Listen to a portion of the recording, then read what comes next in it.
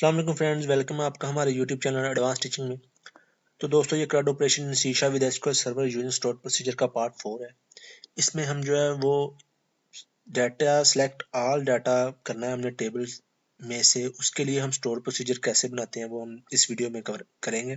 तो पिछली वीडियोज में हमने जो फॉर्म डिज़ाइन किया था उससे हमने जो है वो एसक्यूएल सर्वर में रिकॉर्ड इंसर्ट किया था, इंसर्ट स्टोर प्रोसीजर की मदद से। मैं आपको एक बार दिखा देता हूँ एप्लीकेशन।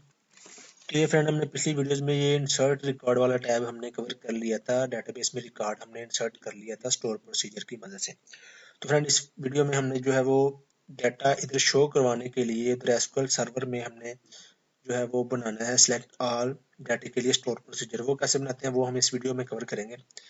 तो चलिए, पहले हम जो है एसक्यूएल सर्वर में स्टोर प्रोसीजर को डिज़ाइन कर लेते हैं, उसके बाद हम जो है कोडिंग करके यहाँ पर रिकॉर्ड शो करेंगे। तो मैं क्या करता हूँ, मैं एसक्यूएल सर्वर को ओपन कर लेता हूँ। तो ये फ्रेंड, मैंने एसक्यूएल सर्वर को ओपन कर लिया। इसमें हमने ये डेटाबेस हमारी क्रिएट विद स्टोर प्रोसीजर के नाम से। इसमें ये हमारे पास यूजर टेबल है और हमने एक स्टोर प्रोसीजर बनाया इंसर्ट रिकॉर्ड के लिए पिछली। तो हम एक न्यू रिकॉर्ड जो है वो स्टोर प्रोसीजर और बना लेते हैं। तो मैं स्टोर प्रोसीजर पे इधर से इस पे क्लिक करूंगा।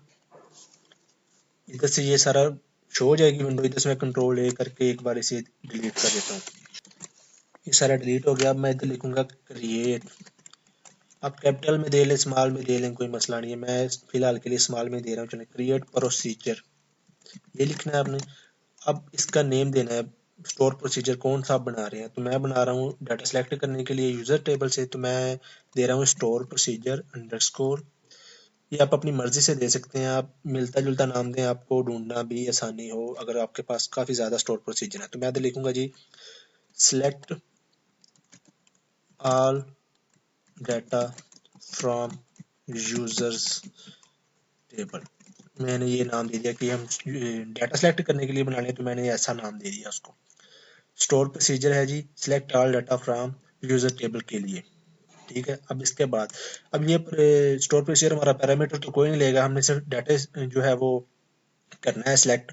तो जैसा कि इंसर्ट में हमने देखा था पैरामीटर, तो ये पैरामीटर नहीं लेगा, हम इसे जो है वो पैरामीटर वाला छोड़ देंगे काम। हम आगे आ जाएंगे उससे आगे। उसके क्या आता है जी एज के बाद नेक्स्ट आता है बिगिन।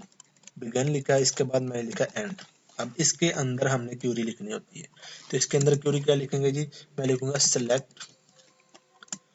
सिलेक्ट की क्यूरी के लिए सिलेक्ट स्टोर फ्रॉम कौन सा टेबल। अब हमारे पास एक ही टेबल है, तो मैं इसको पकड़ के यहाँ से यहाँ ड्रैग कर दूंगा।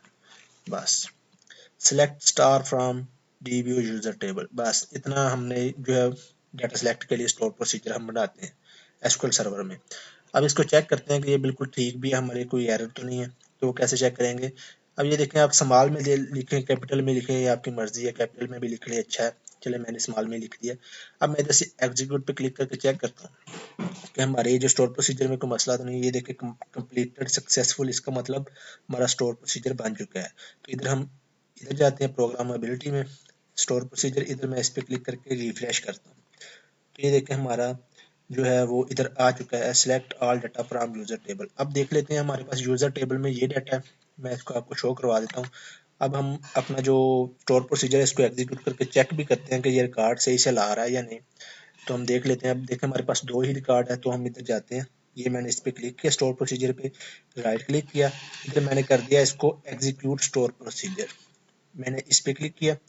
अब इसको एग्जीक्यूट करके देखते हैं कि हमारा रिकॉर्ड सही आ रहा है। इसके बाद ये विंडो ओपन होगी। पैरामीटर अगर कोई पास करेंगे वो इधर आपसे मांगेगा, लेकिन कोई पैरामीटर नहीं है, तो सिंपल आप ओके पे क्लिक कर दें।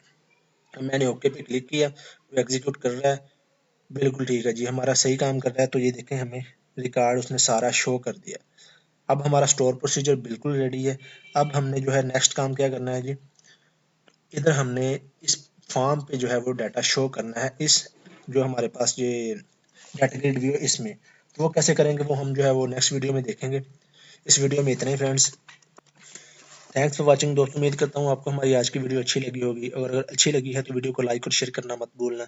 और अगर आप ऐसे ही रेगुलर अपडेट चाहते हैं तो मेरे यूट्यूब चैनल एडवांस टीचिंग को सब्सक्राइब करना मत भूलना। दोस्तों, मिलते हैं नेक्स्ट वीडियो में। अल्लाह हाफिज़।